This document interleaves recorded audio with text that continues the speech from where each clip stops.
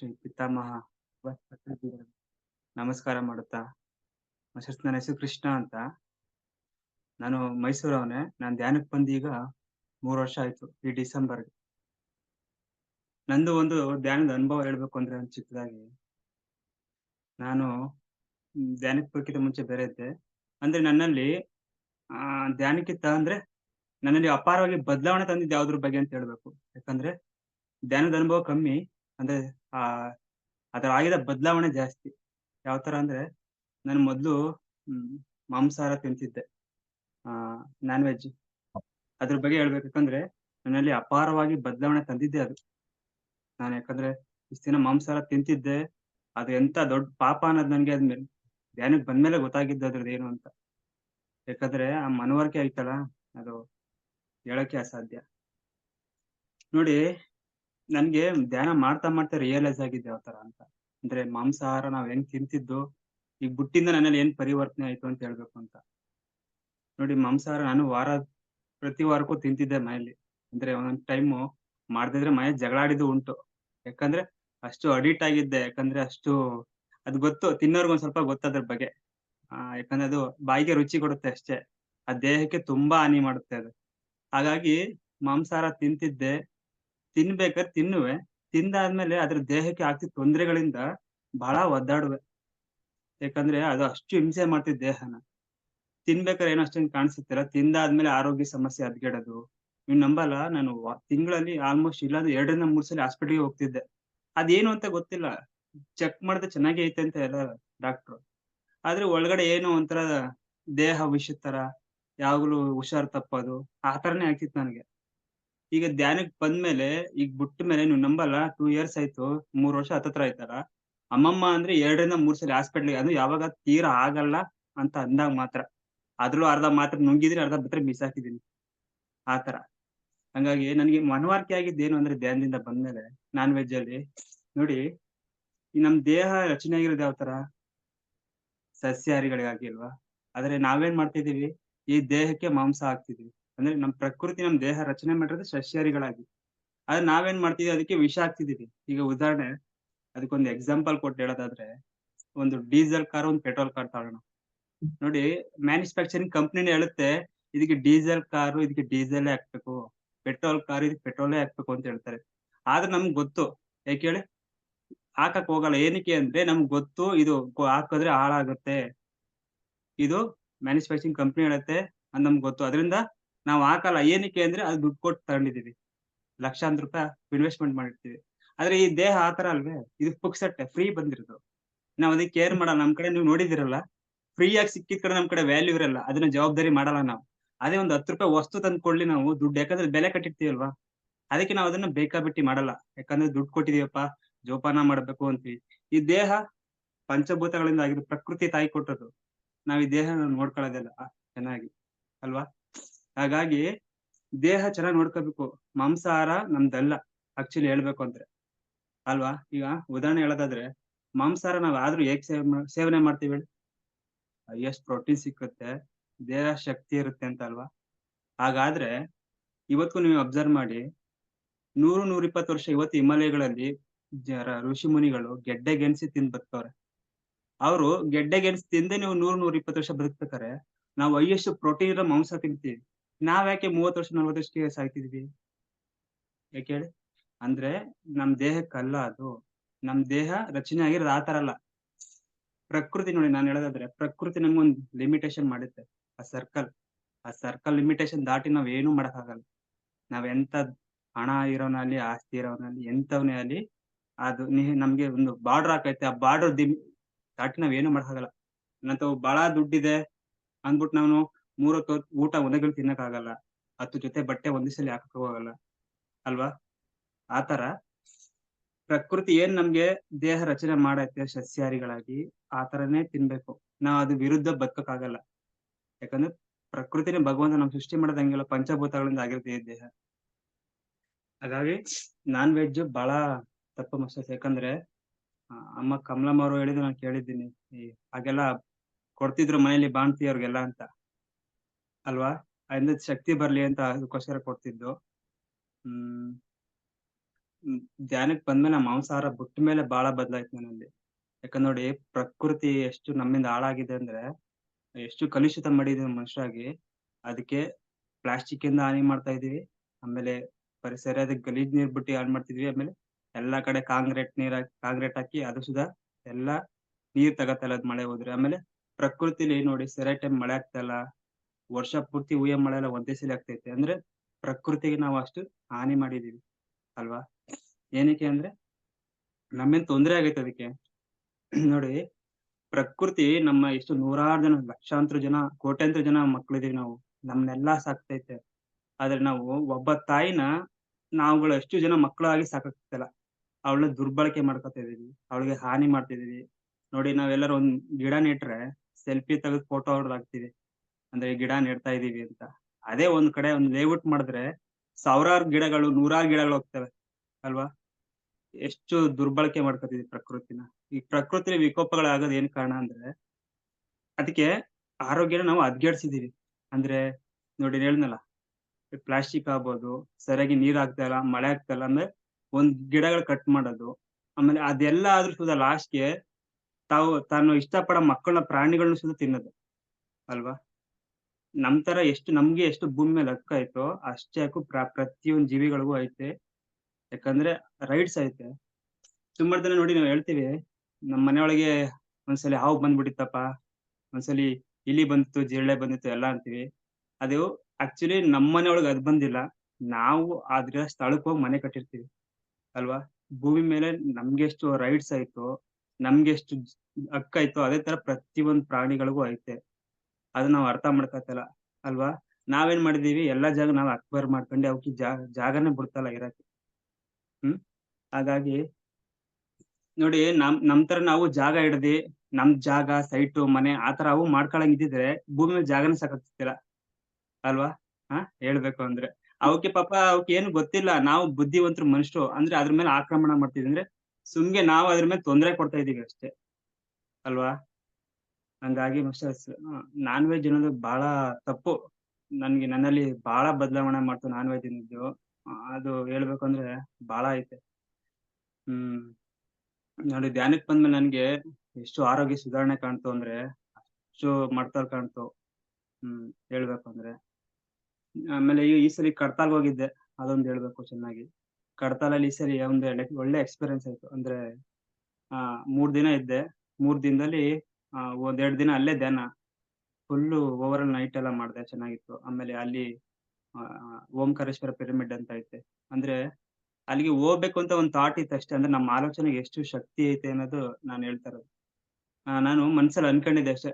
ಒಂದ್ಸರಿ ಹೋಗ್ಬೇಕಿತ್ತು ಅಂತ ಅದೇ ಚನ್ನಬಸವಣ್ಣ ಅಂದಿದ್ರು. ಹೋಗೋಣ ಅಂತ ನಾನು ಹೋಗ್ಬೇಕಿತ್ತಲ್ಲ ಇದಿದ್ರೆ ಅಂತ ಅನ್ಕೊಂಡೆ. ಹಿಂಗೆ ಯಾವ್ದೋ ನಮ್ದು ಪಿಎಂಸಿದು ಮಾಮೂಲಿ ಪೈಮಾ ಟೀಮ್‌ದೊಂದು ಪ್ರೋಗ್ರಾಮ್ ನಡೀತಿತ್ತು. ಅದು ನೋಡೋಣ ಅಂತ ಹೋಗಿದ್ದೆ 3:30ಗೆ. ಆ ಟೈಮಲ್ಲಿ ಸುಮ್ನೆ ವಾಶ್‌ರೂಮ್ ಹೋಗೋಣ ಅಂತ ಆ ಕಡೆ ಹೋಗಿದ್ ಬರ್ಬೇಕಾದ್ರೆ ಯಾರೋ ಒಬ್ರು ಟ್ರಿಪ್ ಹೋಗ್ತಿದ್ರು ಆ ಕಡೆ.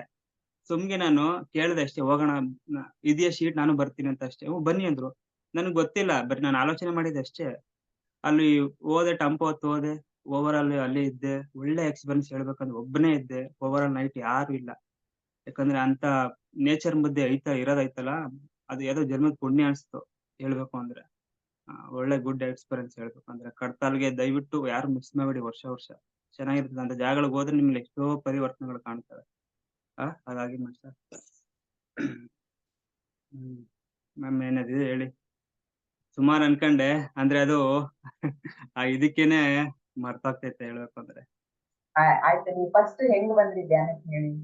ಮೇಡಮ್ ನಾನು ಈ ಡಿಸೆಂಬರ್ 5ನೇ ತಾರೀಖೆ ಕರೆಕ್ಟಾಗಿ ಈ ಡಿಸೆಂಬರ್ 5ನೇ ತಾರೀಖೆ 3 ವರ್ಷ ಆಯ್ತು ನಾನು ಬಂದಿ. ನಾನು ಧ್ಯಾನಕ್ಕೆ ಬರಕ್ಕಿಂತ ಮುಂಚೆ ಫುಲ್ ಡಿಪ್ರೆಷನ್ ಅಲ್ಲಿದ್ದೆ ಫಸ್ಟು. ಯಾವ ತರ ಅಂದ್ರೆ ನಾನು ಬೆಳೆದಿದ್ದು ವಾತಾವರಣ ಆ ತರ ಇತ್ತು. ಯಾಕಂದ್ರೆ ಅಂದ್ರೆ ಮಿಡ್ಲ್ ಕ್ಲಾಸು, ಯಾವಾಗ್ಲೂ ಬರೀ ಜೀವನದಲ್ಲಿ ಫೇಲ್ಯೂರ್ಸು, ಬರೀ ಕೆಲ್ಸ ಆಮೇಲೆ ದುಡ್ಡು ಕಾಸಿಗೆ ಬಹಳ ತೊಂದ್ರೆ. ಅದೆಲ್ಲ ಏನಂತಂದ್ರೆ ಚಿಕ್ಕ ವಯಸ್ಸಲ್ಲಿ ನಮ್ಮನ್ನ ನಾವೇ ಡಿಪೆಂಡ್ ಆಗೋಗಿದ್ದು. ಯಾಕಂದ್ರೆ ತಂದೆ ಇರ್ತಿಲ್ಲ, ಅಮ್ಮ ಒಬ್ರೇ. ಅಷ್ಟು ಅವ್ರಿಗೂ ಎಜುಕೇಶನ್ ಗೊತ್ತಿಲ್ಲ. ಅವರು ಅಷ್ಟು ಇದಿಲ್ಲ. ಹಂಗಾಗಿ ನಮ್ ಜವಾಬ್ದಾರಿ ನಾವೇ ತಗೊಳಂಗಾಗಿತ್ತು ಚಿಕ್ಕ ವಯಸ್ಸಿಂದ.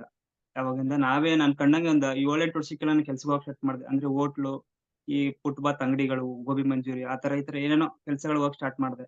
ಅದೇನಾಯ್ತು ಮಾನಸಿಕವಾಗಿ ನಾವು ಯಾರೋ ಪ್ರಪಂಚದಲ್ಲಿ ಮಾಡ್ಬಾರ್ದ್ ತಪ್ಪೇ ನಾವು ಮಾಡಿದೀವ? ನಮ್ಗ್ ಯಾಕೆ ಇಷ್ಟೊಂದು ಶಿಕ್ಷೆ?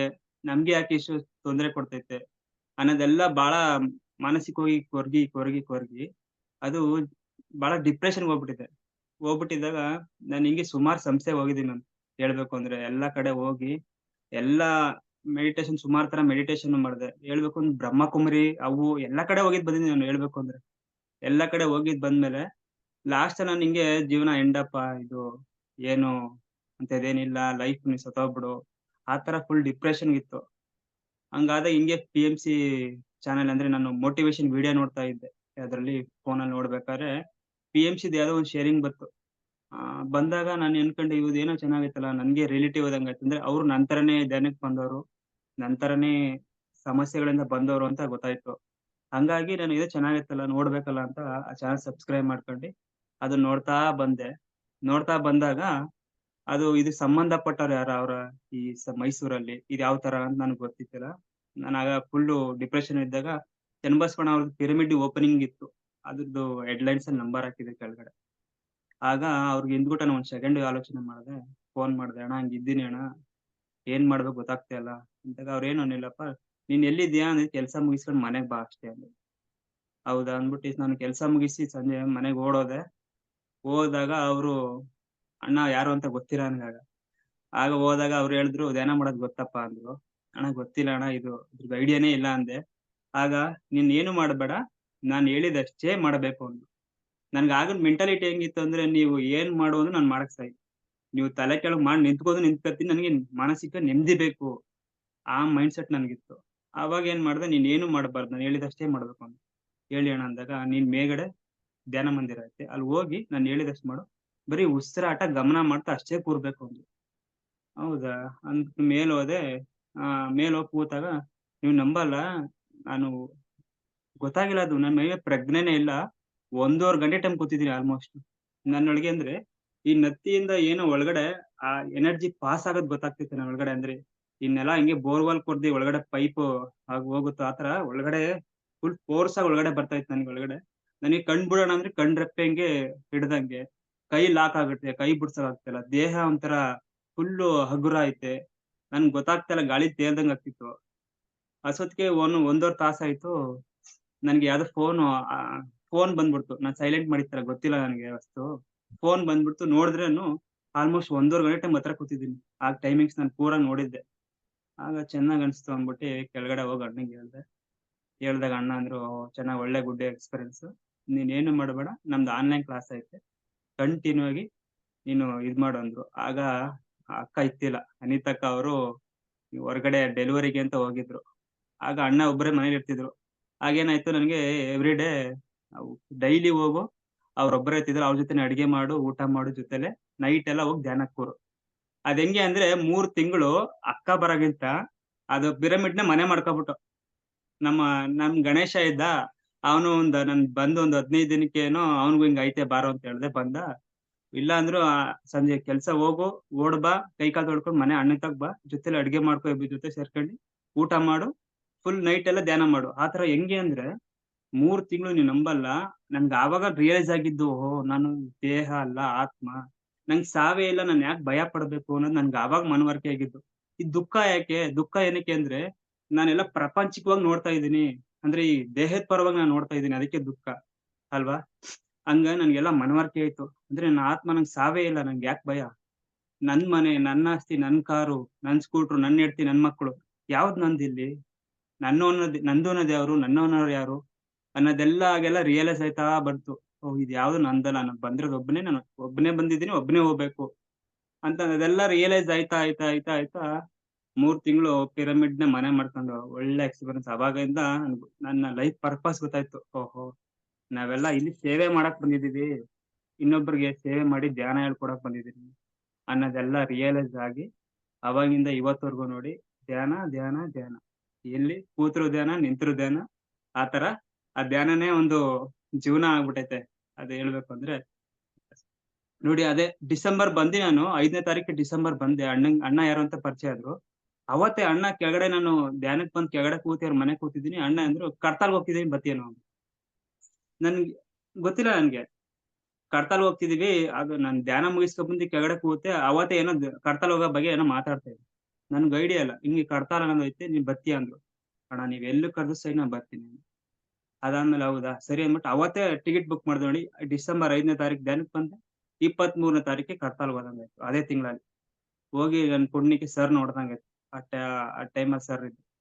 ಸರ್ ನೋಡಿ ಅವ್ರನ್ನ ಮುಟ್ಟಿ ಶೇಕ್ ಹ್ಯಾಂಡ್ ಮಾಡ್ದಂಗಾಯ್ತು. ಅದು ನೋಡಿ ಎಲ್ಲರಿಗೂ ಸಿಗಲ್ಲ ಪುಣ್ಯ. ಯಾವ್ದೋ ಜನ್ಮದ್ ಪುಣ್ಯ ಇತ್ತು ಅನ್ಸುತ್ತೆ ಸರ್ ನೋಡಿದ್ದು. ನೆಕ್ಸ್ಟ್ ಇಯರ್ ಒಂದ್ ವರ್ಷ ಲೇಟ್ ಆಗೋಗಿದ್ರೆ ಸರ್ ಇರ್ತಿತ್ತಿಲ್ವೇನೋ ಅಲ್ವಾ? ಹಂಗಾಗಿ ಒಳ್ಳೆ ಎಕ್ಸ್‌ಪೀರಿಯನ್ಸ್ ಮ್ಯಾಮ್ ಹೇಳ್ಬೇಕು ಅಂದ್ರೆ ತುಂಬಾ ಐತೆ. ಒಬ್ನೇ ಕೂತಾಗ ಸುಮಾರು ಮನವರಿಕೆ ಮಾಡ್ಕೊತಾ ಇರ್ತೀನಿ. ಈ ಆನ್‌ಲೈನಲ್ಲಿ ಜಾಯಿನ್ ಆಗ್ಬಿಟ್ರೆ ಅದೇನು ಮೈಂಡ್ ಸ್ವಿಚ್ ಆಫ್ ಆಗ್ಬಿಡುತ್ತೆ ನನ್ಗೆ ಒಂದ್ ಸ್ವಲ್ಪ. ಒಬ್ನೇ ಇದ್ದಾಗ ಎಷ್ಟು ಆಲೋಚನೆ ಬರ್ತವೆ ಅಂದ್ರೆ ಅದು ಬರ್ದಿಟ್ರೆ ಒಂದ್ ಬುಕ್ಕೇ ಬರಿಬೋದೇನೋ. ಅಷ್ಟು ಬರ್ತವೆ ತಲೇಲಿ ಅಷ್ಟು ಆ ಬರೀಬೇಕು, ಬರೀರಿ. ಅದು ನಿಮ್ಗೆ ಒಂದ್ ಅಷ್ಟು ಬುಕ್ ಬರ್ತವೆ ನಮ್ಗೆ ಬರೀಬೇಕು ಹೇಳ್ಬೇಕು ಅಂದ್ರೆ. ಅಂತಂದ್ರೆ ಬರೀರಿ. ಅದು ನೀವೇ ನಿಮ್ ಬುಕ್ಕನ್ನ ನೀವೇ ನೋಡ್ಕೋಬಹುದು 1 ವರ್ಷ ಆದ್ಮೇಲೆ. ಏನಪ್ಪ ಇಷ್ಟು ಬರ್ದಿದೀನಾ, ಇಷ್ಟು ಕಥೆನಾ, ಎಷ್ಟ್ ಹೌದು ಚೆನ್ನಾಗಿ. ಮ್ಯಾಮ್.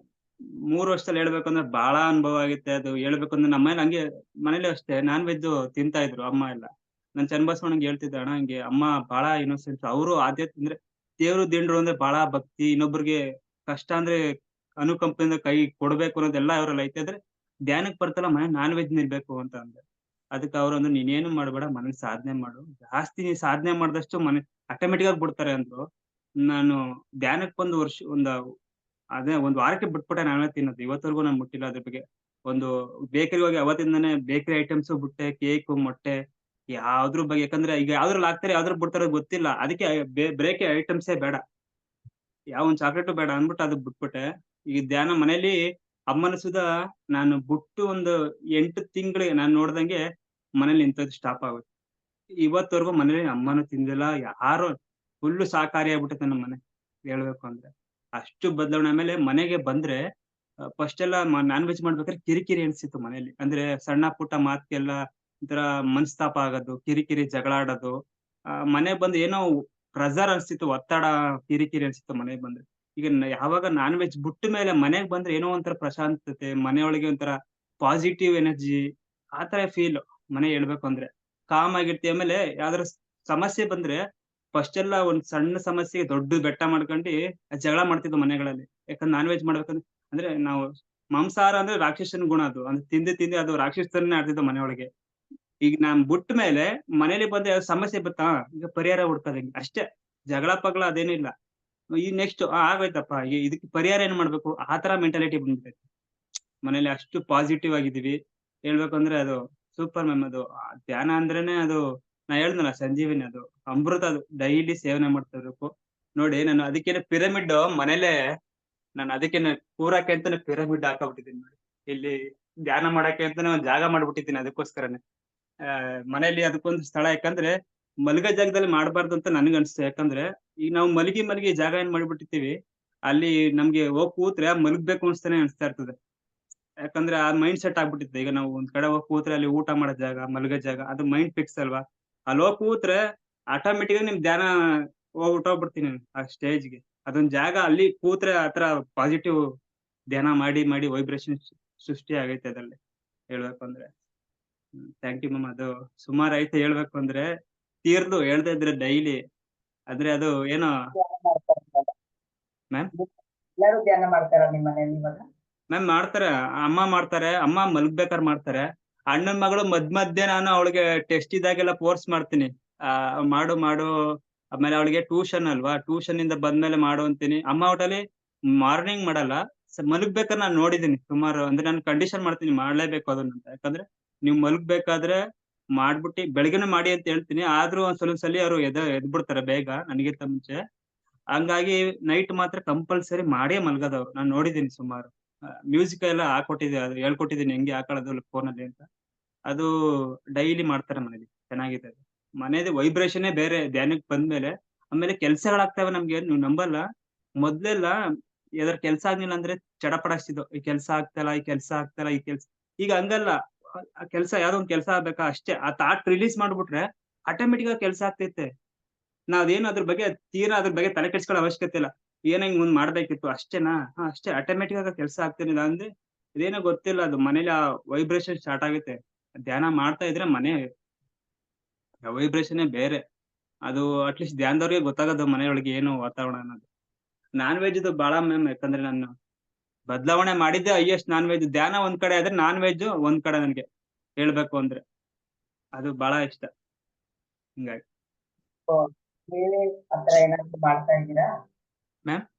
ಸೇವೆ ಆತರ ಏನಾದ್ರು ಮಾಡ್ತಾ ಮ್ಯಾಮ್ ಇದ್ದೀರಾ? ಸೇವೆ ನೀವ್ ಹೇಳ್ತಿರಲ್ಲ, ಸೇವೆ ನಾನು ಕಾವೇರಿ ಪಿರಮಿಡ್, ಆಮೇಲೆ ನನ್ ಕೈಲಿ ಆಗಿದ್ ಪಿರಮಿಡ್ಗಳು 4-5 ಪಿರಮಿಡ್ ಕಟ್ತಂಗಾಯ್ತು. ಎಲ್ಲಾದ್ರೂ ಧ್ಯಾನದ ಎಲ್ಲೆಲ್ಲಿ ಸೇವೆ ಇರುತ್ತೆ ನನ್ ಕೈಲಿ ಆದಷ್ಟು ನಾನು ದೊಡ್ಡ ಮಟ್ಟದಲ್ಲಿ ಮಾಡಕ್ ನನ್ ಕೈಲಿ ಏನಾಗುತ್ತೆ ಅದು ಸೇವೆ ಮಾಡ್ತಾ ಇದ್ದೀನಿ. ಕರ್ಮ ಅನ್ನೋದು ದುಡ್ಡಿಂದ ಕಳೆಯೋದಲ್ಲ. ಯಾಕಂದ್ರೆ ದುಡ್ಡಿಗೆ ಕರ್ಮ ದುಡ್ಡಿಂದ ಕಳೆಯಂಗಿದ್ರೆ, ಈಗ ನೋಡಿ ಮುಖೇಶ್ ಅಂಬಾನಿ ಎಂತ ಕೋಟಿ ಕುಳ ಅವನು. ಅವ್ನಿಗೆ ಕರ್ಮ ಕಳೆಯಂಗಿದ್ರೆ ತಿರುಪತಿಗೋ ಧರ್ಮಸ್ಥಳಕ್ಕೆ ಹೋಗಿ ಒಂದ್ 5 ಲಕ್ಷ 10 ಲಕ್ಷ ಕೊಟ್ಬಿಡಿದ್ರೆ ಕರ್ಮ ಕಳ್ದೋಗ್ಬಿಡೋದು. ದುಡ್ಡಿಂದ ಕಳೆಯೋದಲ್ಲ, ಅದು ಸೇವೆ ಮಾಡೇ ಕಳಿಬೇಕು ಕರ್ಮ ಅನ್ನೋದು. ಹಂಗಾಗಿ ನಂಗ್ ಟೈಮ್ ಸಿಕ್ದಾಗೆಲ್ಲ ಹೋಗಿ ಎಲ್ಲೆಲ್ಲಿ ಧ್ಯಾನ ಆಗೈತಿ. ಈಗ ನೋಡಿ ಮೇಡಮ್ದು ಓಪನಿಂಗ್ ಅಂದ್ರು, ಯಾರು ಶಾಂತಲಾ ಮೇಡಮ್ದವ್ರದ್ದು ಓಪನಿಂಗ್ ಅಂದ್ರು ಪಿರಮಿಡ್. ಅವ್ರು ಕ್ರಿಸ್ಟಲ್ ಹಾಕೊಡ್ಬೇಕು ಅಂದ್ರು. ಫೋನ್ ಮಾಡಿದ್ರು ನೆನ್ನೆ. ಹೋದೆ, ಆ ಕ್ರಿಸ್ಟಲ್ ತಂದೆ, ಆ ಕಟ್ಕೊಟ್ಟೆ, ಹಾಕೊಟ್ಟೆ. ಸೇವೆ ನನ್ ಯಾರಾರ ಮಾಡ್ಲಿ, ಧ್ಯಾನ ಪ್ರಚಾರ ಆಗ್ಬೇಕು ಅನ್ನೋದು ಅಷ್ಟೇ ಉದ್ದೇಶ.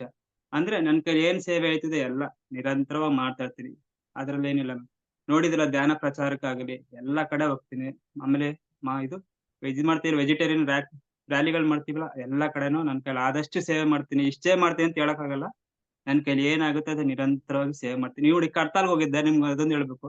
ಕಡ್ತಾಲಲ್ಲಿ 2.5 ಗಂಟೆ ಟೈಮ್ ಸೇವೆ ಮಾಡಿದೆ. ಅಂದ್ರೆ ಮೇನ್ ಎಂಟ್ರಿ ಏನ್ ಪಿರಮಿಡ್ ಐತೆ, ಆ ಪಿರಮಿಡ್ ಮುಂದೆ 3:30 ಹೋಗಿ ನಿಂತ್ಕೊಂಡೆ. 6 ಗಂಟೆ ಗಂಟ ಫೋನ್ ಸ್ವಿಚ್ ಆಫ್ ಮಾಡಿಸ್ಬೇಕು. ಕಂಪಲ್ಸರಿ ಸ್ವಿಚ್ ಆಫ್ ಮಾಡ್ಬೇಕು ಫೋನ್ ಕಡ್ತಾಲಲ್ಲಿ. 3:30 ಹೋದನು 6 ಗಂಟೆ ಗಂಟ ಕಂಪಲ್ಸರಿ ಫೋನ್ ಸ್ವಿಚ್ ಆಫ್ ಮಾಡ್ಬೇಕು. ಅದಕ್ಕೆ ನಿಂತೆ 2.5 ತಾಸೇನೋ ಅಲ್ಲಿ ಸೇವೆ ಮಾಡಿದೆ ಕಡ್ತಾಲಲ್ಲಿ. ಅದೊಂದು ಬಹಳ ಖುಷಿ ಆಯ್ತು ಈ ಸಲ ಹೋಗಿದ್ದಕ್ಕೆ. ಒಬ್ಬನೇ ಹೋಗಿದ್ನಲ್ಲ, ಏನೋ ಮಾಡ್ಬೇಕು ಅನ್ಸುತ್ತೋ. ಅಲ್ಲಿ ಕೂತಿದ್ರು, ಹೋಗಿ ನಾನೇ ಕೇಳ್ದೆ, ಮಾಡಪ್ಪ ಇದು ಅಂದ್ರು. ಬಂದವ್ರೆ ಕಂಪಲ್ಸರಿ ಫೋನ್ ಸ್ವಿಚ್ ಆಫ್ ಮಾಡ್ಸು ಅಂದ್ರು. ಅದು ಮಾಡ್ದೆ 2.5 ತಾಸು ಈ ಸಲ. ಚೆನ್ನಾಗಿತ್ತು ಹೇಳ್ಬೇಕು ಅಂದ್ರೆ. ಸೂಪರ್ ಈ ಸಲ ಎಕ್ಸ್ಪೀರಿಯನ್ಸ್. ಆಮೇಲೆ ನೀವು ಎಲ್ಲಾದ್ರೂ ತರ ಧ್ಯಾನ ಪ್ರಚಾರ ಸೇವೆ ಆಯ್ತು, ಪ್ರಚಾರಕ್ಕೆ ಮಾಡ್ತಾ ಇದ್ದೀರಾ? ಮ್ಯಾಮ್ ಈ ಸರಿ ಅಂದ್ರೆ ನಂದು ಗಾಡಿಲೇ ಪಾಂಪ್ಲೆಟ್ ಇಟ್ಕೊಂಡ್ಬಿಡ್ತೀನಿ ಒಂದಿಷ್ಟು. ಅಂದ್ರೆ ಅದು ಯಾರ್ಯಾರ ಆಗ್ಲಿ, ಅದು ಗುರ್ತು ಇರ್ಲಿ, ಪರಿಚಯ ಇರ್ಲಿ, ಅವ್ರು ಇಂಥವ್ರೆ ಅಂತೆಲ್ಲ, ಅವ್ರು ನಂತರ ಮನುಷ್ಯರು ಅಲ್ವಾ. ಅವ್ರು ನಮ್ಮ ಮನುಷ್ಯರು. ನಾನು ನನ್ ಕೈಲಿ ಏನೈತಿ ಈಗ ಪಾಂಪ್ಲೆಟ್ ಕೊಡ್ತೀವಿ, ಈ ತರದೊಂದು ಐತೆ ಬನ್ನಿ. ಯಾವ್ದೇ ದುಡ್ಡು ಹಣಕಾಸು ಏನು ಖರ್ಚು ಮಾಡ್ಬೇಕಾಗಿಲ್ಲ.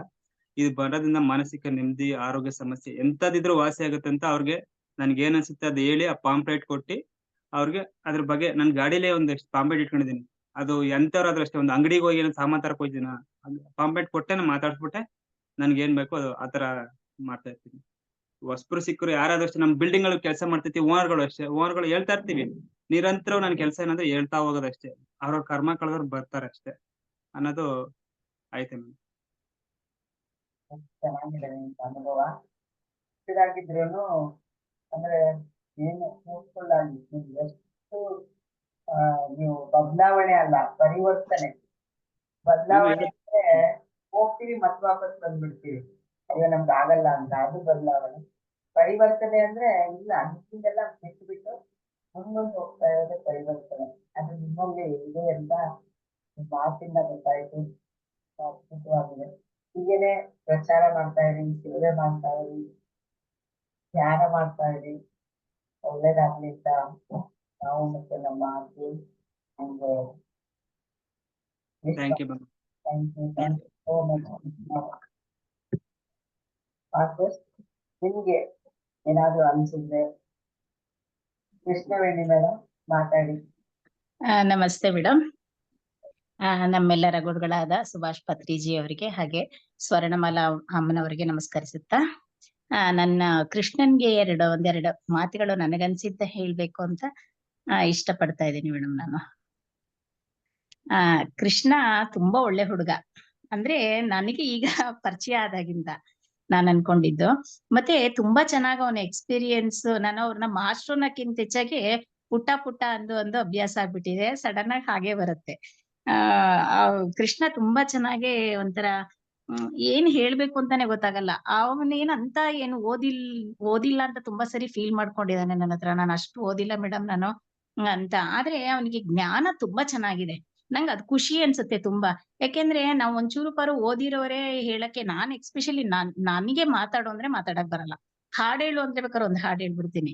ನಂಗ್ ಮಾತಾಡಕ್ ಬರಲ್ಲ. ಅವ್ನು ಎಷ್ಟು ಚೆನ್ನಾಗಿ ಅಚ್ಚುಕಟ್ಟಾಗೆ ಈ 30 ನಿಮಿಷನ ಒಂಥರ ಸ್ವೀಟ್ ಅಂಡ್ ಶಾರ್ಟ್ ಆಗಿ ತುಂಬಾ ಚೆನ್ನಾಗಿ ಮುಗ್ಧತೆಯಿಂದ ಹೇಳ್ಕೊಂಡ. ಅದು ನಂಗೆ ತುಂಬಾ ಖುಷಿ ಅನ್ನಿಸ್ತು ನಂಗೆ. ಈಗ ಆ ಕೆಲಸ ಮಾಡೋ ಮಕ್ಳುಗಳು ಈಗ ಎಲ್ಲೆಲ್ಲೋ ಹೇಗೇಗೋ ಅಲ್ಕೊಂಡು ದುಡ್ಡು ವೇಸ್ಟ್ ಮಾಡ್ಕೊಂಡು ಹೇಗೇಗೋ ಕಾಲ ಕಳೀತಾರೆ. ಆದ್ರೆ ಆ ಹುಡುಗನಲ್ಲಿ ಮನೆ ಜವಾಬ್ದಾರಿ ತಗೊಂಡು ಎಷ್ಟು ಚೆನ್ನಾಗಿ ನಿಭಾಯಿಸ್ತಾನೆ. ಒಂದ್ಸರಿ ನನ್ನ ಹತ್ರ ಶೇರ್ ಮಾಡಿದ್ದ ನನ್ನ ಗಾಡಿಲಿ ಕರ್ಕೊಂಡು ಹೋಗ್ಬೇಕಾರೆ, ಅಮ್ಮ ನಾನು ಆ ತರ ಇದ್ದೆ ನೋಡಿ, ಇವಾಗ ಈ ತರ ಚೇಂಜ್ ಆಗಿದ್ದೀನಿ. ಮನೆಯಲ್ಲಿ ನಾನು ಅದನ್ನ ಜವಾಬ್ದಾರಿ ತಗೊಂಡಿದ್ದೀನಿ ಅಮ್ಮ, ನಮ್ಮ ಮನೆದೆಲ್ಲವೇ ಅಂತ. ತುಂಬಾ ಖುಷಿ ಅನ್ನಿಸ್ತು. ನಾನ್ ನನ್ ಮಗಳ ಹತ್ರ ಯಾವಾಗ್ಲೂ ಹೇಳ್ಕೊತಿರ್ತೀನಿ. ಕೃಷ್ಣನಾಗ್ಲಿ ಗಣೇಶನಾಗ್ಲಿ ಇಬ್ರು ಮಕ್ಳಿದಾರೆ ಕಣೆ. ಆ ಮಕ್ಳುಗಳು ಈಗ ಸಣ್ಣ ವಯಸ್ಸಲ್ಲಿ ಎಷ್ಟು ಒಳ್ಳೆ ಜವಾಬ್ದಾರಿ ತಗೊಂಡಿದ್ದಾರೆ ಗೊತ್ತಾ? ಖುಷಿ ಅನ್ಸುತ್ತೆ. ಓದಿರೋ ಮಕ್ಳೇ ಏನೇನೋ ಕುಡ್ತಾ ಇನ್ನೊಂದ್ ಕಲ್ತ್ಕೊಂಡು ಹಾಳಾಗ್ತಾರೆ. ಆದ್ರೆ ಈ ಮಕ್ಳುಗಳು ಎಷ್ಟು ಒಂದು ನೀಟಾಗಿ ಹೋಗ್ತಿದ್ದಾರೆ ಅಂದ್ರೆ ಅದಕ್ಕೆ ಎಜುಕೇಶನ್ನೇ ಬೇಕಾಗಿಲ್ಲ, ಬುದ್ಧಿ ಇರ್ಬೇಕು ಮೇಡಮ್. ಅದು ಅದಷ್ಟೇ ಸಾಕು. ಅವನ್ಗೆ ಹೋದ್ ಜನ್ಮದ ಸಂಸ್ಕಾರ ಕೂಡ ಇದೆ.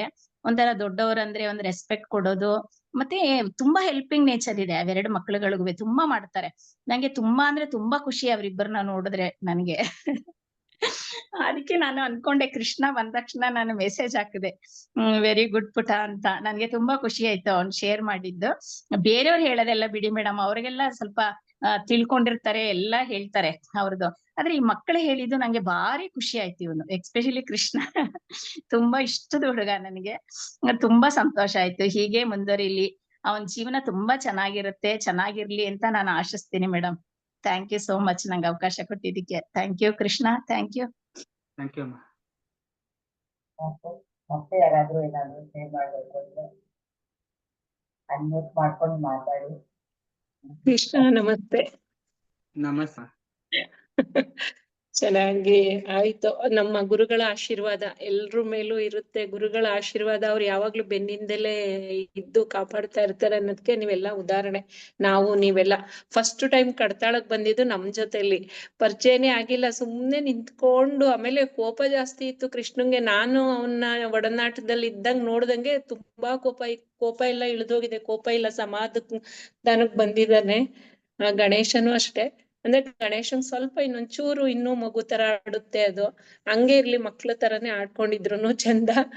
ಕೃಷ್ಣ ಒಂದ್ ಸ್ವಲ್ಪ ಜವಾಬ್ದಾರಿ ತನದಿಂದ, ಅಂದ್ರೆ ಎಲ್ಲಾ ಇದು ಇವ್ರ ಮನೆದು ಅದು ಇದು ಏನಿಲ್ಲ, ಧ್ಯಾನ ದಸರಾ ಇರುವ ಎಲ್ಲಾ ಕಡೆ ಕೃಷ್ಣ ಗಣೇಶ ಇನ್ನೂ ಇದಾರೆ ಮಕ್ಳುಗಳು. ಎಲ್ರುನು ಅದು ನಮ್ದೇ ಕೆಲ್ಸ ಅನ್ನೋ ರೀತಿಲಿ ಓಡಾಡ್ತಾರೆ. ಆಮೇಲೆ ಲಾಸ್ಟ್ ಅಲ್ಲಿ ಮಾಯ ಆಗ್ಬಿಟ್ಟಿರ್ತಾರೆ, ಕೈಗೆ ಸಿಗಲ್ಲ. ಕೃಷ್ಣ ಅಂತೂ ಫಸ್ಟ್ ಮಾಯ ಆಗಿರ್ತಾನೆ, ಮಾಯಾವಿ ಕೃಷ್ಣನ್ ತರ. ನಾನು ಹುಡುಕ್ತಾ ಇರ್ತೀನಿ, ಕೃಷ್ಣ ಇದ್ದ ಎಲ್ಲೋದೆಲ್ಲೋ ಹೊರ್ಟೋದ ಆಗ್ಲೇ.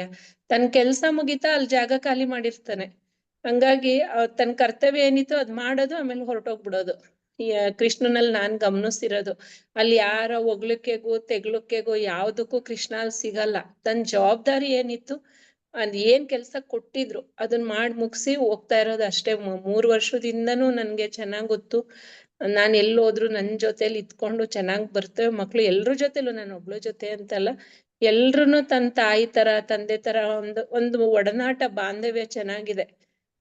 ನನಗೆ ಈ ಮಕ್ಳು ಅಂದ್ರೆ ಬಹಳ ಪ್ರೀತಿ. ಎಲ್ಲರಿಗೂ ಇಷ್ಟ ಆಗ್ತಾರೆ ಇವ್ರು, ನನ್ನ ಒಬ್ಳಿಗೆ ಅಂತಲ್ಲ.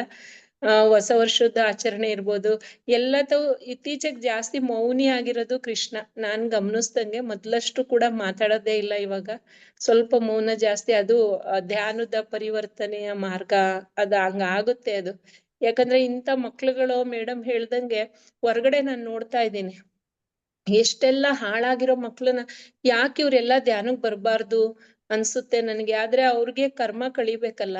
ಈ ಮಕ್ಳು ಇದಕ್ಕಿನ್ನ ಚಿಕ್ಕ ಮಕ್ಳು ಬಂದಿದ್ದಾರೆ. ಇವ್ರು ಎಷ್ಟು ಕಷ್ಟದಲ್ಲಿ ಬಂದಿದ್ದಾರೆ. ಮುಡುಕ್ತಾರೆ ಹತ್ರ ಒಂದು ಪಿರಮಿಡ್ ಆಗಿದೆ ಅಮ್ಮ ಅಂತ ಕೃಷ್ಣನೇ ಹೇಳಿತ್ತು ನನಗೆ. ಹಂಗಾಗಿ ಎಲ್ಲಾ ಕಡೆ ಎಲ್ಲಿ ಕೆಲ್ಸ ನಡೀತದೆ ಅಲ್ಲೆಲ್ಲ ಹೋಗಿ ಕೆಲ್ಸ ಮಾಡೋದು, ತಮ್ಮ ಕರ್ತವ್ಯ ನಿಭಾಯಿಸೋದು. ಎಷ್ಟು ಹೇಳಿದ್ರು ಸಾಲ್ದು. ಲಾಸ್ಟ್ ಏನಾಗ್ಬಿಡುತ್ತೆ, ನಾನು ಒಂದು ಉದಾಹರಣೆ ಕೊಡಕ್ ಇಷ್ಟಪಡ್ತೀನಿ. ಅಲೆಕ್ಸಾಂಡರ್ ಅನ್ನೋ ಒಬ್ಬ ಚಕ್ರವರ್ತಿ ರಾಜನಾಗಿದ್ದ. ಏನ್ ಮಾಡ್ಬೇಕು ಅದನ್ನ ಮಾಡ್ಲೇ ಇಲ್ಲ ಅವನು. ಮಾಡ್ಬಾರದೆಲ್ಲಾನು ಮಾಡ್ದ. ಲಾಸ್ಟ್ ಅಲ್ಲಿ ಅವನಿಗೆ ಒಂದು ಅನುಭವಕ್ ಬಂತು, ನಾನು ಏನ್ ಮಾಡ್ದೆ ಇಷ್ಟ ದಿನ, ಏನ್ ಮಾಡ್ಬೇಕು ಅದ್ ಮಾಡ್ಲಿಲ್ಲ, ಏನ್ ಮಾಡ್ಬಾರ್ದು ಅದೆಲ್ಲವನ್ನು ಮಾಡ್ದೆ ಅನ್ಬಿಟ್ಟು ನನ್ನ ಶವನ ಉಳುವಾಗ 2 ಕೈಗಳನ್ನ ಮೇಲೆ ತೋರ್ಸೋ ತರ ಸಮಾಜಕ್ಕೆ 2 ಕೈಗಳನ್ನ ತೋರ್ಸಿ ಮಣ್ಣಲ್ಲಿ ಮುಚ್ಚಬೇಡಿ, ಯಾಕಂದ್ರೆ ಈ ಅಲೆಕ್ಸಾಂಡರ್ ಏನೂ ತಗೊಂಡ್ ಹೋಗ್ತಾ ಇಲ್ಲ, ಬರಿ ಕೈಲಿ ಹೋಗ್ತಾ ಇದ್ದಾನೆ ಅಂತ ಸೊಸೈಟಿಗೆ ತಿಳಿಸಿ ಅಂತ ಮೆಸೇಜ್ ಕೊಟ್ಬಿಟ್ಟು ಅವನು ಸಾವನ್ನಪ್ತಾನೆ. ಕೊನೆ ಹಂತದಲ್ಲಾದ್ರೂ ಅಲೆಕ್ಸಾಂಡರ್ಗೆ ಬುದ್ಧಿ ಬಂತು. ಹಂಗೆ ನಾವು ಕೂಡ ಈ PSSM ಅಲ್ಲಿ ನಮ್ಮ ಕ್ಲಾಸ್ನ ಕೇಳ್ದಂತೆ ಎಷ್ಟೋ ಯೂಟ್ಯೂಬ್ ಅಲ್ಲೆಲ್ಲ ಕೇಳ್ತಾರೆ, ಕೊನೆ ಹಂತದಲ್ಲಾರು ಪರಿವರ್ತನೆ ಆಗ್ಲಿ, ಅದು ನಮ್ಮನೇಲಿ ಆಗಿದೆ ಅಂತ ಈ ಮೂಲಕನು ಹೇಳಕ್ ಇಷ್ಟಪಡ್ತೀನಿ. ನಮ್ ಪಾಪ ಕೃಷ್ಣ ಗಣೇಶ ಸರ್ ಎಲ್ಲ ಬಂದು ಅಂಕಲ್ ಅಂಕಲ್ ಅನ್ಕೊಂಡ್ ಅವ್ರನ್ನ ಎಷ್ಟು ಮಕ್ಳು ಮಾತಾಡಿದ್ರು ಅಂದ್ರೆ ನಮ್ಮ ಮನೆಯವ್ರಿಗೆ ಅಳು ಬಂತು. ಆ ಮಕ್ಳು ಮಾತೆಲ್ಲ ಕೇಳಿ ಫೋನಲ್ಲಿ ಮಾತಾಡೋದು, ಏನ್ ಮಾಡ್ತಿದ್ದೀರಾ ಅಂಕಲ್ ಅಂತೆಲ್ಲ ಮಾತಾಡಿ ಒಂದ್ ಪರಿವರ್ತನೆಗೆ ಇವರು ಕಾರಣ ಅಂತ ನಾನು ಈ ಮೂಲಕ ಹೇಳಕ್ ಇಷ್ಟಪಡ್ತೀನಿ madam. Thank you Krishna. Thank you ಎಲ್ಲ ಅಮ್ಮ, ನಿಮ್ ಸಾಧನೆ ಜಾಸ್ತಿ ಅಮ್ಮ. ನಿಮ್ ಸಾಧನೆಗೆ ಸರ್ ಬದಲಾಗಿರೋದು. ನೀವು ಬಹಳ ಒಳ್ಳೆ ಗ್ರೇಟ್ ಮಾಸ್ಟರ್. ನೀವು ಯಾವ್ದೋ ಜನ್ಮ ಐತೆ ನಿಮ್ದು, ಅದಕ್ಕೆ ಸರ್ ಬಂದಿರೋದು. ನಿಮ್ಮಿಂದ ನಾವು ನಿಜ. ಕಲಿಬೇಕು. ಇಲ್ಲ, ಎಲ್ಲರೂ ಸಾಧನೆ ಮಾಡಿದ್ರೆ ಎಲ್ಲರ ಕೈಲೂ ಸಾಧ್ಯ. ಏನಂತಾರೆ, ಕಲಿಯೋ ತನಕ ಕೋಟಿ ವಿದ್ಯೆ ಕಲ್ತ್ಮೇಲೆ ಕೋತಿ ವಿದ್ಯೆ ಅಂತೀವಲ್ಲ, ಹಂಗೆ ಇಲ್ಲಿ ಸಾಧನೆ ಒಳಗಡೆ ಇಳಿದ್ಬಿಟ್ರೆ ಮಗುವಿಂದ ಮುದುಕರವರೆಗೂ ಇದು ಸಾಧ್ಯ ಆಗುತ್ತೆ ಕಣಪ್ಪ. ಆದ್ರೆ ನಮ್ ಕರ್ಮ ಕಳೆದಿರ್ಬೇಕು ಅಷ್ಟೇ. ನಾವು ಪೂರ್ವ ಜನ್ಮದಲ್ಲಿ ಏನೆಲ್ಲ ತಂದಿರ್ತೀವಿ ಅದನ್ನ ಈ ಮುಕ್ತಿ ಮನೆ ಇನ್ನೊಂದ್ಸಲ ಬೇಡೇ ಬೇಡ. ಈ ಜನ್ಮ ತಗೊಂಡ್ ಬರೋದು, ಮದ್ವೆ ಆಗೋದು, ಮಕ್ಳಿರೋದು, ಇದೇ ಜೀವನ ಅದೇನು ಬೇಡವೇ ಬೇಡ ಅನ್ಸುತ್ತೆ ನನ್ಗೆ ಒಂದೊಂದ್ಸಲ. ಆದ್ರೆ ಆ ತರ ಸಾಧನೆನ ನಾವ್ ಮಾಡ್ಬೇಕು, ಸುಮ್ನೆ ಸಿಕ್ಬಿಡಲ್ಲ. ಸಾಧನೆಯ ದಾರಿಲಿ ಹೋಗ್ಬೇಕು, ಅಷ್ಟೇ ಕಷ್ಟ ಬಂದ್ರು ಮೆಟ್ಟಿ ನಿಲ್ಬೇಕು. ಇದು ಅಂತ ಸುಲಭದ್ದು ಅಲ್ಲ, ಅಂತ ಕಷ್ಟದ್ದು ಅಲ್ಲ ಇದು ಧ್ಯಾನ ಸಾಧನೆ ಅನ್ನೋದು. ನನ್ನ ಅರಿವಿಗೆ ಬಂದಿರೋದು. ಮಕ್ಳೇ, ನೀವೆಲ್ಲ ಬಂದಿದ್ದೀರಾ, ನಮ್ ಜೊತೆ ಇದ್ದೀರಾ. ನಮ್ ಪಾಪುಗೆ ಮಾಮಂದಿರು ಅಂದ್ರೆ ನೀವೆಲ್ಲ ಮಾವ ಎಲ್ಲಿ ಅಂದ್ರೆ ಒಂಥರ ಸೋದ್ರ ಮಾವದಿರ್ತಾರ. ಕೆಲ್ಸ ಮಾಡಿಯವತ್ತೆಲ್ಲ ಕೃತಜ್ಞತೆ ಎಷ್ಟು ಹೇಳಿದ್ರು ಸಾಲದು ಕಣಪ್ಪ. ಸೋದ್ರ ಮಾವದಿರ್ರಿ. Thank you so much Krishna. ನಾವೆಲ್ಲ ಆತ್ಮ ಬಂಧುಗಳಮ್ಮ. ಎಲ್ಲಾ ಜನ್ಮದ ಕಡೆ ಅಂದ್ರೆ ಋಣ ಇರ್ತದೆ, ನಮ್ಗೆ ಗೊತ್ತಿರಲ್ಲ ಅಷ್ಟೇ. ಹೌದು, ನಾನು ಅದೇ ನಮ್ಮ ಪಾಪಕ್ ತೋರ್ಸ್ ನೋಡು, ಮಾಮ ಬಂದೈತ್ ನೋಡಲ್ಲಿ ಅಂತ. Thank you Krishna madam. Thank you ಅವಕಾಶ ಕೊಟ್ಟಿದ್ದಕ್ಕಾಗಿ. Thank you. ಇನ್ನೊಂದು ಮ್ಯಾಮ್, ಈ PSSM ಅನ್ನೋದು ಐತಲ್ಲ, ಇದೆಲ್ಲೂ ಹುಡುಗರು ಸಿಕ್ಕಲ್ಲ. PSSM ಅಂದ್ರೆ ಕರ್ಮ ಅನ್ನೋದ್ ಎಲ್ಲಿ ಕಳಿಬೇಕು ಅಂದ್ರೆ, PSSM ನೀವು ಬಂದ್ ಕಾಲಿಟ್ರೆ ಅವತ್ತು ದಿನಕ್ಕೆ ನಿಮ್ ಕರ್ಮ ಕಳೀತು ಅಂತ. ಎಲ್ಲೂ ಹೋಗೋದ್ ಬೇಕಾಗಿಲ್ಲ. PSSM ನೀವ್ ಯಾವತ್ ಕಾಲಿಟ್ರೋ ಅವತ್ ನಿಮ್ ಕರ್ಮ ಕಳೀತು, ನಿಮ್ ಲೈಫ್ ಬದ್ಲಾಯ್ತು ಅಂತ. ಸರ್ ಪತ್ರಿಜಿ ಸರ್ ಅಂತ ನಮ್ ಮಾರ್ಗ ತೋರಿಸ್ಕೊಟ್ರೆ, ಆ ಮಾರ್ಗದಲ್ಲಿ ನಾವ್ ಹೋಗ್ತಾ ಇರ್ಬೇಕು ಮುಂದೆ. ಯಾಕಂದ್ರೆ ನೋಡಿ, ನಾವ್ ಕೂತಲ್ಲೇ ಪ್ರಪಂಚ ನೋಡ್ಬೋದು ಅಂತ. ಉಸಿರಾಟ ಮೇಲೆ ಗಮನ. ಇಷ್ಟ ದಿನ ನಮ್ಗೆ ಎಷ್ಟು ಸಿಂಪಲ್ ಆಗೈತೆ ನೋಡಿ, ಉಸಿರಾಟ ಮೇಲೆ ಗಮನ. ನೋಡಕ್ ಏನಪ್ಪಾ ಉಸಿರ ಮೇಲೆ ಗಮನ ತೆಗೆದು ನನ್ನ ಆರೋಗ್ಯ ಸಮಸ್ಯೆ ನಿವಾರಣೆ ಆಯ್ತಾ, ನನ್ನ ಎಲ್ಲ ಸಮಸ್ಯೆಗಳು ನಿವಾರಣೆ ಆಯ್ತು ಆಗುತ್ತೆ. ಆಕ್ಚುಲಿ ಅಂದ್ರೆ ಭಗವಂತ ನನ್ನ ಒಳಗವನೆ. ನಾನು ಅದ್ ಹೇಳ್ತಲ್ಲ, ಅಂತರ್ಮುಖಿ ಸದಾ ಸುಖಿ ಅಂದ್ರೆ ಅಂತರ್ಮುಖ. ನನ್ನ ಒಳಗಡೆ ಪ್ರಾಪಂಚಿಕವಾಗಿರೋ ಮುಖನ ಒಳಗ್ ತಿರ್ಗಿಸ್ಕೋ. ನಿನ್ನೊಳಗೆ ಖುಷಿ ಐತೆ. ನಾವ್ ಎಲ್ಲಿ ಕಾಣ್ತಿದೀವಿ ಖುಷಿ? ಯಾಕೆ ಮನುಷ್ಯ ದುಃಖದಲ್ಲ ಅವನೇ ಅಂದ್ರೆ ಹೇಳ್ದಲ್ಲ, ಪ್ರಾಪಂಚಿಕವಾಗಿ ನೋಡ್ತಾವನೆ. ಹಣದಲ್ಲ ನೋಡ್ತಾವನೆ, ಆಸ್ತಿ ನೋಡ್ತಾವನೆ, ಎಲ್ಲಾ ಕಡೆ ಅದ್ರಲ್ಲಿ ಐತೆ ಸುಖ ಅಂತವನೆ. ಅದ್ರಲ್ಲಿ ಇಲ್ಲ, ನಿನ್ ಒಳಗೈತೆ ಅದು. ಅದು ನೀನು ಅಂತರ್ಮುಖ ಮಾಡ್ಕೋ. ನೀನು ಪ್ರಾಪಂಚಿಕವಾಗಿ ನೋಡ್ತಾರ ಮುಖನ ಒಳಮುಖ ಮಾಡ್ಕೋ. ನಿನ್ನೊಳಗಿರೋ ಆನಂದಕ್ಕೆ ಕೊನೆ ಅನ್ನೋದೇ ಇಲ್ಲ. ನೀವೇನೋ ಒಂದ್ ಮನೆ ಕಟ್ತೀರಾ, ಒಂದ್ ಕಾರ್ ತಗತ್ತೀರಾ, ಒಂದ್ ಏನೋ ಮಾಡ್ತೀರಾ, ಅದು ಕ್ಷಣಿಕ ಸುಖ. ಅಂದ್ರೆ ಒಂದ್ ಸ್ವಲ್ಪ ದಿನ ಖುಷಿ ಪಡ್ತೀರಾ, ಆಮೇಲೆ ಯಥಾ ಪ್ರಕಾರ. ಯಾಕಂದ್ರೆ ಪ್ರಾಪಂಚಿಕ ಜೀವನ ಇದು. ನಾವು ಅಂತರ್ಮುಖ ಮಾಡ್ಕೊಂಡ್ರೆ ಒಳಗಡೆ ಸಾಯಾಗಟ್ಟ ನಮ್ಮ ಆತ್ಮ ಎಲ್ಲಿವರೆಗೂ ಇರ್ತೋ ಅಲ್ಲಿವರೆಗೂ ನಮ್ಗೆ ಖುಷಿಯಾಗಿ ಇರ್ಬೋದು, ಆನಂದ ಒಳಗಡೆ. ಅದು ಲೈಫ್ ಅಂತೀವ, ಅದು ಲೈಫ್ ಇಸ್ ಸೆಲೆಬ್ರೇಷನ್ ಅಲ್ವಾ? ಅದು ಸೆಲೆಬ್ರೇಷನ್ ಕ್ಷಣಿಕೂ ನಾವ್ ಮಾಡ್ಬೇಕು. ನಂತ ದುಡ್ಡಿಲ್ಲ, ಹಣ ಇಲ್ಲ. ನನ್ಗೆ PSSM ಬಂದ್ಮೇಲೆ ಅರ್ಥ ಆಯ್ತು, ನಂತ ದುಡ್ಡಿಲ್ಲ, ಹಣ ಇಲ್ಲ, ಆಸ್ತಿ ಇಲ್ಲ ಅಂತಿದ್ದೆ. ಅಂದ್ರೆ ಲೈಫ್ ಅರ್ಥನೇ ತಿಳಿಸ್ಕೊಟ್ಬಿಡ್ತು PSSM ಹೇಳ್ಬೇಕು ಅಂದ್ರೆ. ಯಾಕಂದ್ರೆ ನನ್ಗೆ 60 ವರ್ಷ ಬದುಕ್ತೀನಿ, 70 ವರ್ಷ ಬದುಕ್ತೀನಿ ಗೊತ್ತಿಲ್ಲ. ಅಂದ್ರೆ ಒಳ್ಳೆ ಟೈಮ್ ಐತೆ ನೋಡಿ, ಆ ಟೈಮ್ ಪೇ ನಂಗೆ ದೊಡ್ಡ ದುಡ್ಡು. ಅಂದ್ರೆ ಅದನ್ನ ಯೂಟಿಲೈಸ್ ಮಾಡ್ಕೋಬೇಕು ಚೆನ್ನಾಗಿ. ಯಾಕಂದ್ರೆ ಕ್ಷಣಿಕಗೂ ಆ ಲೈಫ್ ನ ಎಂಜಾಯ್ ಮಾಡ್ಬೇಕು ಅನ್ಸ್ತೈತಿ ಈಗೀಗ ಹೇಳ್ಬೇಕು ಅಂದ್ರೆ. ಅದಕ್ಕೆ ನಾನು ಯಾವಾಗ್ಲೂ ಮೌನವಾಗಿ ಇರ್ತೀನಿ. ಅಂದ್ರೆ ನನ್ನೊಳಗೆ ನಾನು ಏನೋ ನನ್ನಲ್ಲಿ ಅದು ಪ್ರಕೃತಿಗೆ ನಾನು ಏನು ಕನೆಕ್ಟಿಂಗ್ ಅದೇ ಅನ್ಸುತ್ತೆ. ಅದಕ್ಕೆ ನಾನು ಒಬ್ಬನೇ ಇರ್ತೀನಿ, ಯಾವಾಗ್ಲೂ ಮೌನವಾಗಿರಕ್ ಇಷ್ಟಪಡ್ತೀನಿ. ಅಂದ್ರೆ ಇಷ್ಟ ಆಯ್ತಿತ್ತು ಯಾಕೋ, ಅದಕ್ಕೆ ಸೈಲೆಂಟ್ ಆಗಿರ್ತೀನಿ ಯಾವಾಗ್ಲೂ. ನನ್ಗೆ ಅದು ಇಷ್ಟ ಬಾಳ. ಅದರಿಂದ ಯಾಕಂದ್ರೆ ಮಾತಾಡ್ದೆ ಎನರ್ಜಿ ವೇಸ್ಟ್ ಸುಮ್ಗೆ, ಕೆಲ್ಸಕ್ ಬರ್ದಿದ್ದು. ಹಂಗಾಗಿದೆ. ಮೇಡಮ್ ಅನ್ಮ್ಯೂಟ್ ಮಾಡ್ಕೊಂಡಿದ್ರಿ, ಮಾತಾಡಿ ಮೇಡಮ್.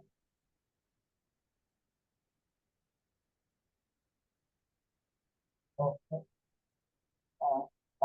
ಇನ್ನು ಯಾರಾದ್ರೂ ಇದ್ರೆ ಅನ್ಮ್ಯೂಟ್ ಮಾಡ್ಕೊಂಡು ಮಾತಾಡ್ಬೋದು.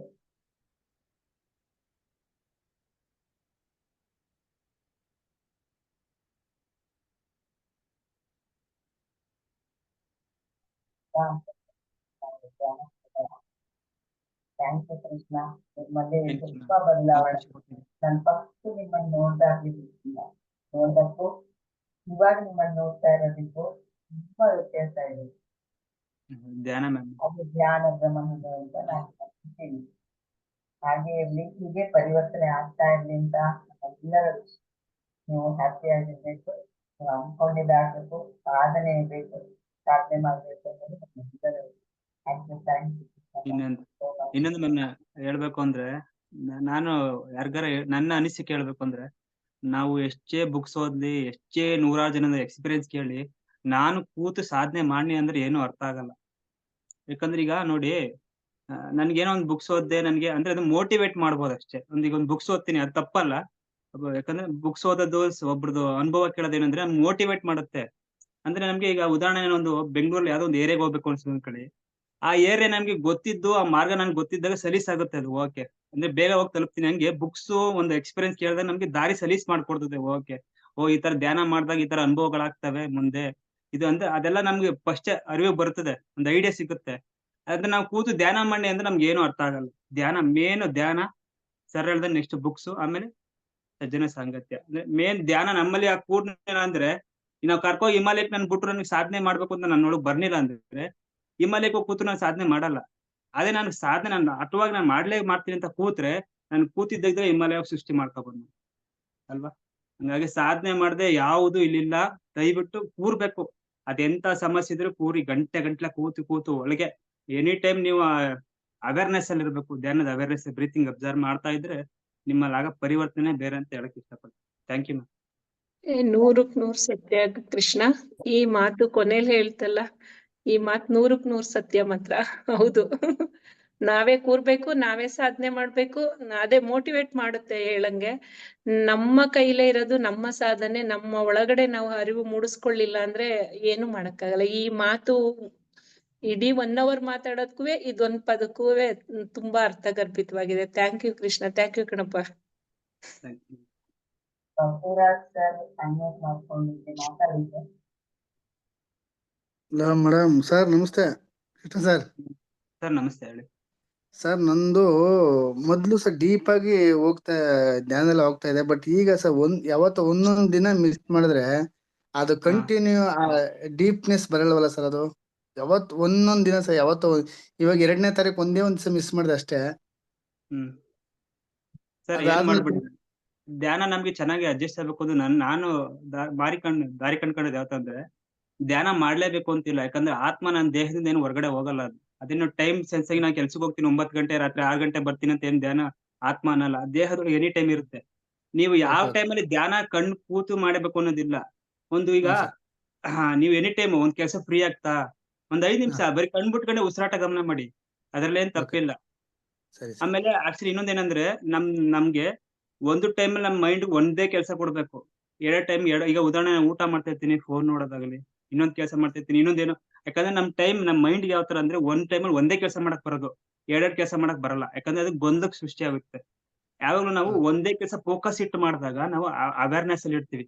ನಾನು ಈ ಕೆಲಸ ಹೇಗ್ ಮಾಡ್ತಾ ಇದ್ದೀನಿ, ಇದರಿಂದ ಲಾಭ ಏನು, ನಷ್ಟ ಏನು, ಈ ಕೆಲಸ ನಾನು ಯಾಕೆ ಮಾಡ್ಬೇಕು, ಇದು ಒಳ್ಳೇದಾ ಕೆಟ್ಟದಾ, ಅವೇರ್ನೆಸ್ ಬೇಕು ನಮ್ಗೆ ಅಷ್ಟೇ, ಇನ್ನೇನಿಲ್ಲ.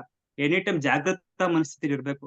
ಒಳ್ಳೇದೋ ಕೆಟ್ಟದೋ, ನಾನು ಎಲ್ಗ್ ಹೋಗ್ತಿದ್ದೀನಿ, ಏನ್ ಮಾಡ್ತಾ ಇದ್ದೀನಿ, ಅವೆಲ್ಲ ಆ ಟೈಮಲ್ಲಿ ಇದೀನಿ, ಅದೇ ಧ್ಯಾನ ಸ್ಥಿತಿ ಆಲ್ಮೋಸ್ಟ್. ನೀವು ಕೂತಿ ಉಸಿರಾಟ ಗಮನ ಮಾಡ್ಬೇಕು ಅನ್ನೋದಿಲ್ಲ. ಅರ್ಥ ಆಯ್ತಾ? ಫ್ರೀ ಆದಾಗೆಲ್ಲ ನೀವು ಈಗ ಲಂಚ್ ಬ್ರೇಕ್ ಕೊಡ್ತಾರೆ, ಆಗ ಒಂದ್ 10 ನಿಮಿಷ ಕೆಲಸ ಮಾಡ್ತಾನೆ ಮಾಡ್ಬೋದು. ನೀನ್ ನಂಬಲ್ಲ, ನಾನು ಹಂಗೆ ಮಾಡ್ತೀನಿ. ಕೆಲಸ ಮಾಡ್ತಿರ್ತೀನ, ನಾನ್ ದೇಹ ಕೆಲಸ ಮಾಡ್ತಾ ಇರ್ತೀನಿ, ನಾನು ಉಸಿರಾಟ ಮೇಲೆ ಗಮನ ಕೊಡ್ತಾ ಇರ್ತೀನಿ. ಆಟೋಮೆಟಿಕ್ ಕೆಲಸ ಆಗುತ್ತೆ. ಅದು ನಾನು ಅಬ್ಸರ್ವೇಷನ್ ಮಾಡಿದೀನಿ. 1 hour ಆಗೋದು 45 ನಿಮಿಷದಲ್ಲಿ ಮುಗ್ದೈತೆ. ಯಾಕಂದ್ರೆ ನಾನು ಅಷ್ಟು ಅದು ಏಕಾಗ್ರತೆಯಿಂದ ಮಾಡ್ತೀನಿ. ಹಂಗೆ ಒಂದೇ ಕಡೆಗೆ ಫೋಕಸ್ ಇರಬೇಕು, 2 ಕೆಲಸ ಮಾಡಬಾರ್ದು. ಕಣ್ಮುಚ್ಚೆ ಇನ್ನೇನು ಸರ್, ಉಸಿರಾಟ ಗಮನ ಮಾಡೋದಷ್ಟೇ ಕಣ್ಬಿಟ್ಟಾಗಲು. ಆಗತ್ತೆ, ಅದು ಒಂದ್ ದಿನ ವೇರಿಯೇಷನ್ ಆಗುತ್ತೆ, ತಲೆ ಕೆಡ್ಸ್ಕೊ. ಯಾಕಂದ್ರೆ ನಾವು ಮನುಷ್ಯರಲ್ವಾ, ಆ ಜೀವನ ಅದ ವೇರಿಯೇಷನ್ ಆಗುತ್ತೆ, ತೊಂದ್ರೆ ಇಲ್ಲ. ಹಂಗಂತ ಧ್ಯಾನ ಬಿಡಕ್ ಹೋಗ್ಬಿಡಿ. ದಯವಿಟ್ಟು ಕೂರಿ, ಟೈಮ್ ಸಿಕ್ತಲ್ಲ ಉಸಿರಾಟ ಗಮನ ಮಾಡ್ತಾ ಇರಿ, ಅವೇರ್ನೆಸ್ ಆಗಿರಿ ಅಷ್ಟೇ. Okay sir, thank you sir. Thank you sir.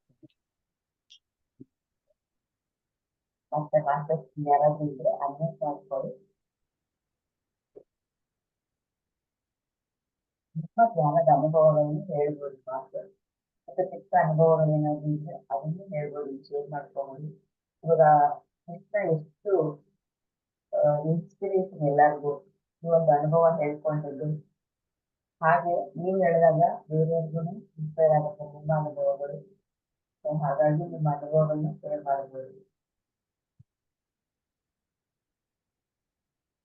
Okay okay ಅಷ್ಟೇ ಅನ್ಕೊಂಡಿದ್ದೀನಿ. Thank you Krishna. ಹೀಗೆ ಮುಂದುವರಿಸ್ತಾ ಇರಿ, ಬೇರೆಯವ್ರಿಗೂ ಇನ್ಸ್ಪೈರ್ ಮಾಡ್ತಾ ಇರಿ. Thank you so much. Thank you. ನಾವು ಧ್ಯಾನಕ್ಕೆ ಹೋಗೋಣ. ನಮ್ಮೆಲ್ಲರ ಗುರುಗಳಾದ ಬ್ರಹ್ಮಶ್ರೀಧರ್ ಅವರಿಗೆ ನಮಸ್ಕಾರ ಮಾಡ್ಕೊಂಡು ಧ್ಯಾನ ಸ್ಥಿತಿಯಲ್ಲಿ ಕೂತ್ಕೊಳ್ಳೋಣ.